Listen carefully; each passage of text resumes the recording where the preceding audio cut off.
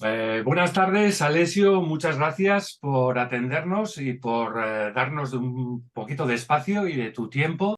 Gracias a usted por la invitación y a todo el público presente en sala por haber visto la película. Muchas gracias. Bueno, yo quiero empezar por una cosita, es exactamente por el principio de la película. El principio de la película tiene una imagen súper poderosa, realmente maravillosa, que yo creo que dice mucho sobre lo que va a suceder, que es esta imagen del protagonista con el torso desnudo que encuentra este pequeño colgante etrusco de oro y se le ve en un reflejo que poco a poco se desdibuja. Una imagen preciosa. De nuevo, ya lo hemos hablado con el productor, felicidades por la fotografía porque es maravillosa. ¿Qué tiene Ah, qué de bueno. premonición esta imagen en la película? ¿Qué es lo que nos quiere contar? Para nosotros era el disparador, digamos, del cuento, ¿no? Era la idea inicial que conectaba los dos mundos de la película, las dos historias, digamos, de este mismo personaje que nosotros teníamos ganas de contar.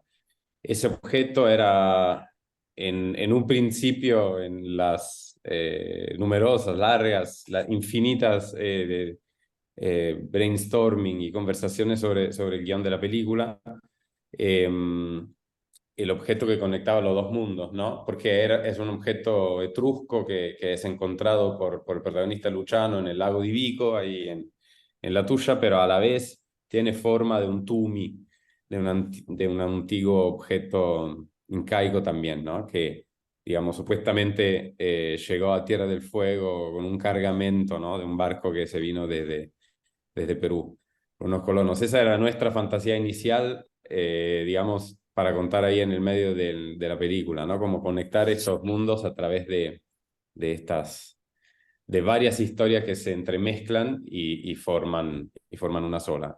Pero el comienzo de la película la idea de comenzarla así era de darle ese marco, ¿no? Ese marco más poético, quizás, más imaginífico. Ujú. Y un poquito hasta medio onírico, surrealista. Y totalmente, sí, sí. Onírico y surrealista porque, bueno, todo lo que le sucede al protagonista, más allá de ser fruto de unos cuentos o de varios cuentos unidos, ¿no? Que son recordados por estos cazadores en la casita que se vio al principio y a mitad de la película, también puede ser ¿no? Puede ser interpretado de diferentes maneras. Y eso Ujú. nos interesa mucho cuando sin entrar en show, digamos, en ningún tipo de explicación. Nos gusta mucho cuando las películas abren puertas en lugar de cerrarlas, cuando dejan al espectador la posibilidad de soñar un poco y de imaginarse su propia historia, ¿no? Armarse su propio viaje adentro de la película. Bueno, eso es lo que tiene que la película beba de la tradición oral, ¿no? Y estos tintes que maman de unos cazadores que van contando una historia y que abren las puertas a la imaginación, porque al final es como una especie de teléfono estropeado, ¿no? Una narración oral durante tantos años y años y años, al final va pasando a crear una especie de leyenda, de cuento, que puede tener poquito de lo que era la realidad. Sí, es que la realidad ya no importa en ese sentido como tal, ¿no? Pues la realidad es, especialmente en forma de cuento y de relato, es muy relativa. Inclusive cuando nosotros nos contamos historias estamos modificándola de alguna manera, ¿no? Entonces, la idea era tratar de trabajar sobre esa idea del relato oral y de cómo las historias entremezcladas van formando otras y lo llevamos a un extremo absoluto proyectándola del otro lado del mundo, ¿no? Mm, Vosotros dos sois antropólogos viendo esta película. Entonces quería preguntarte el por qué hacer esta película y para quién la pensaste. O vuestro Mira, cine, no, para quién está pensado. nada, nada más, a nivel personal, digo, no, digamos, no es científico el acercamiento didáctico, ¿no? Es, para mí, a nivel personal, más bien fruto de una curiosidad, digamos, casi infantil, casi de niño, ¿no? Muchas veces uno se encuentra, ¿no? Y es el motivo por el que nos interesa el documental, básicamente, porque te da la oportunidad de escuchar, ¿no? Y no necesariamente ir a contar cuestiones, digamos, después uno vuelca lo personal adentro de esas historias que se va armando, pero te pones al servicio de la escucha como si fueras un niño escuchando unos cuentos de tus abuelos, ¿no? Y volvés a esa poesía, a ese cariño. Y con esas historias, sí vas armando tu propia historia, tu propio sueño. De donde sale esa pasión por la narración oral italiana. Porque, si no me equivoco, tanto en el cortometraje que habéis realizado, como en el documental que habéis realizado, como en esta película y la próxima película que vais a hacer, todo nace de la narración oral. Todo nace en una caserna, en una caseta de cazadores. Exactamente. El hilo conductor del trabajo que estamos llevando adelante con Mateo, mi amigo y codirector de la película, eh, es ese eje, digamos, de esta casita, en particular de estas tres películas, ¿no? La última de las cuales es El Granchio. Mateo tiene un ligame cercano con el territorio porque su abuelo se había escapado partigiano en esas zonas y había quedado amigo con alguno de esos. Entonces, en una de las gita, ¿cómo se dice? Escapadas, digamos, con su padre, conoció esta casa y me dijo, tenemos que ir a conocer este lugar porque no sabes el dueño y la dueña son unos personajes muy interesantes. Nosotros fuimos ahí, los conocimos y empezamos a conocer a todo el mundo, ¿no? Que giraba alrededor de esa casita, porque era un lugar en donde vos ibas a comer, a beber y constantemente caía gente. Entonces cada personaje que entraba a esa casita se sumaba a la conversación y agregaba un detalle más y un detalle más. Por más que muchas veces fueran evidentemente inventados o fruto de la imaginación o escuchados por ahí lejanamente. Y nos interesó desde el principio eso, ¿no? Cómo esa pequeña historia se podía agrandar y podía llegar a otros lados. Porque si habéis hecho primero un cortometraje documental y luego un documental y de repente llegáis a una historia en la que hay muchas carencias, que no tenéis mucha información en cuanto un personaje se va a Argentina y os abre las puertas a la imaginación, ahí ya el documental deja de tener mucho sentido, ¿no? Y tienes que darle rienda suelta a la ficción, que es donde habéis entrado justo ahora. En ese sentido, totalmente de acuerdo. También es cierto para nosotros que la distinción a veces en lo fílmico, digamos, ¿no? Entre el documental y la ficción es fina, ¿no? Sutil. Quería preguntarte en qué consiste para ti dirigir y cómo fue la experiencia de trabajar con no actores. Pero trabajar con actores es una experiencia humana muy interesante porque supongo que después habrá muchas cosas parecidas también con dirigir actores, pero los intérpretes que nosotros elegimos eran personas simples, de trabajadores comunes que no tenían, no solamente no tenían experiencia frente a cámara, sino que no tenían intención tampoco de estar, ¿no? Pues muchas veces pasaba eso, que los que mejor funcionaban y lo que más espontáneamente se daban frente a la cámara eran los que no querían aparecer, ¿no? Porque no le dan importancia, porque no les interesa estar en ese lugar. Entonces, hubo que adaptarse de alguna manera nosotros, dirigiendo, tuvimos que adaptarnos a cada uno de ellos, ¿no? Porque cada uno de ellos expresaba su llamémoslo talento actorial o como lo queramos llamar, desde nuestro punto de vista, de manera distinta, ¿no? Entonces había algunos que había que tratarlo de una manera y sugerirle por ahí mucho la línea de diálogo, otro que iba en rienda suelta, y en el medio la vida, ¿no? Los hábitos de cada uno, el alcohol, en fin, cosa que... ¿Y Este, dejabais que pudieran pasar cosas o seguíais el guión a rajatabla?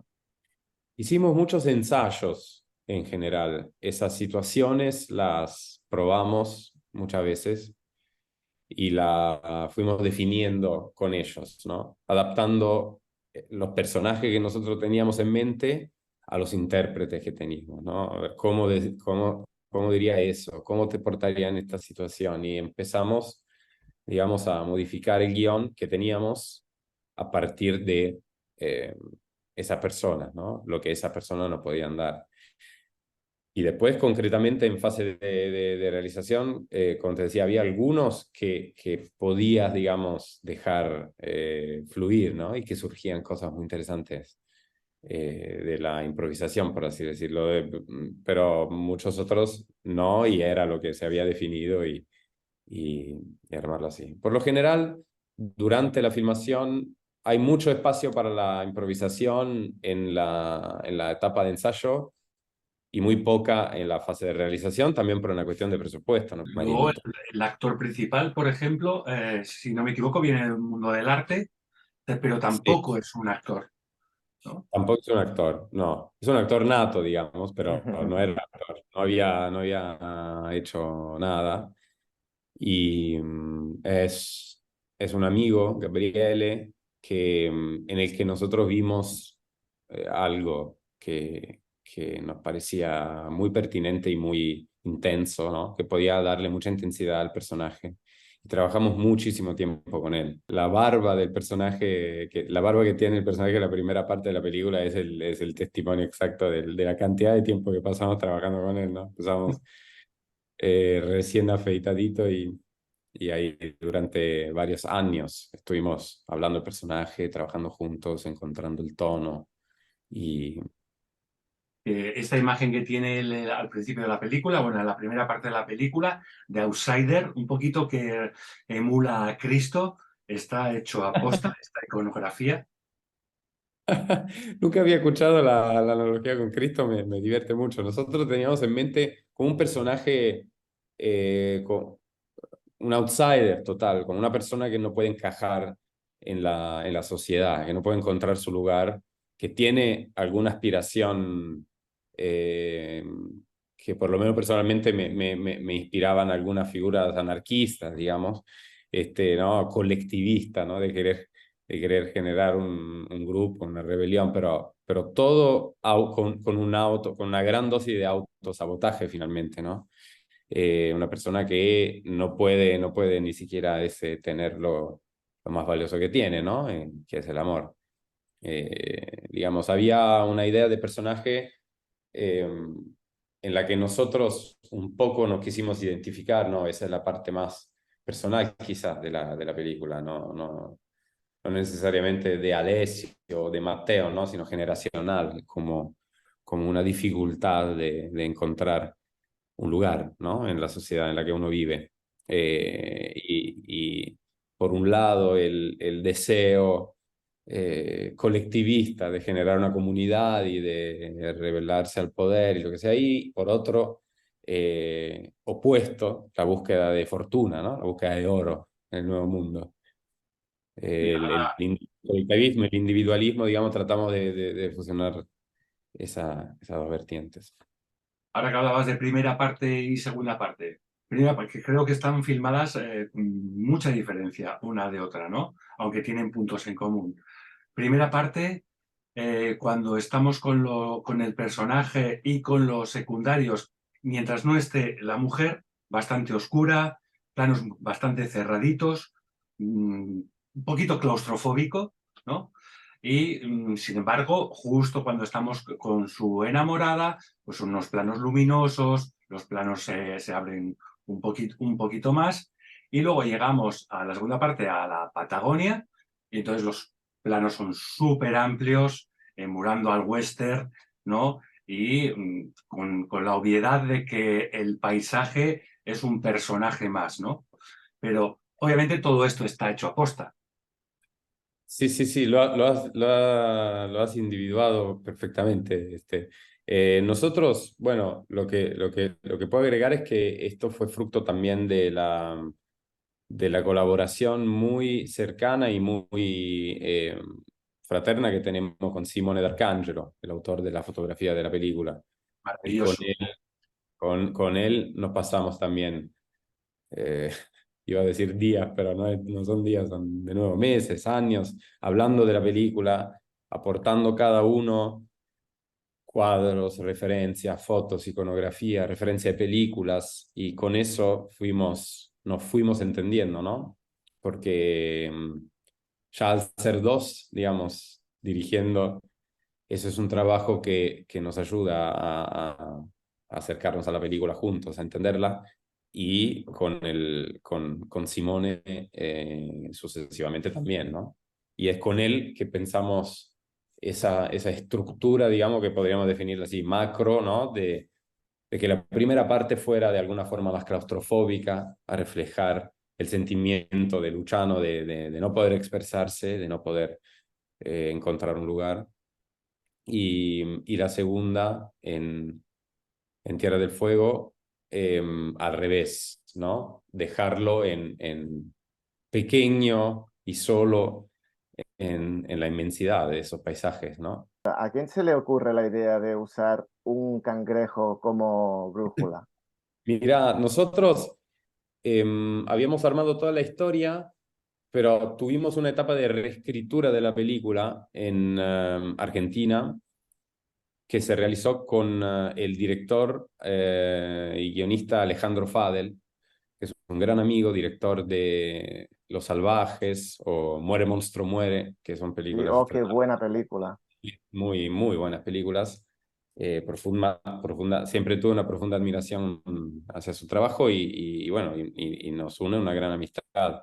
Entonces él nos ayudó a reescribir la segunda parte para ordenarla un poco y en el medio fueron surgiendo ideas y puntualmente esa idea se le ocurrió a Alejandro, que tiene una fantasía surrealista muy potente, ¿no? Entonces, el final, Luciano encuentra el lago con el oro y volvemos a ver otra vez a Emma. Es una escena que ya habíamos visto, que le había susurrado en el lago del pueblo italiano del principio de la película, pero esta vez escuchamos todo el discurso que le dice Emma y le dice que el sol se reflejaba en el agua y todo brillaba porque había un tesoro escondido y quien lo encontrara se convertiría en rey y no en príncipe. ¿Cómo explicas esto? Eh, me gusta que, como te decía antes, ¿no? A mí me da mucho placer como espectador también cuando entro adentro de las películas y las películas me dejan un espacio imaginífico como para yo poder proyectar, ¿no? Porque Total. es eso que nos provocan las historias, si lo pensás también, ¿no? Cuando, cuando uno lee un libro que lo emociona o ve una película que lo lleva lejos, está proyectándose a sí mismo ahí adentro, con sus emociones, con con su pasado, con todo lo que uno lleva, ¿no?